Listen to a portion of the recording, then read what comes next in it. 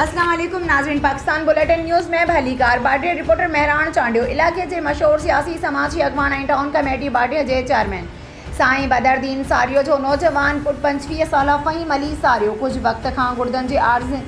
में मुब्तला रहण बाद कराची के एक निजी अस्पताल में ज़िंदगी की जंग हाराए वियो। अड़ी खबर पवण ते इलाके में सोगवारी लहर छाजी वई ऐं वडी तादाद में शहरी संदस रिहाइशगाह ते पहुंची विया। मरहूम के मर्द एम्बुलेंस वसीले कराची का बाड़िया आंदो वियो। मरहूम के जनाजा नमाज बाड़िया के कदीमी कब्रिस्तान दरगाह शरीफ में अदा कई गई। जनाजे नमाज में बाड़िया लाटकाना डोकरी बाकरानी समेत इलाके के सियासी समाजी इल्मी अदबी और कारोबारी तंजीमन से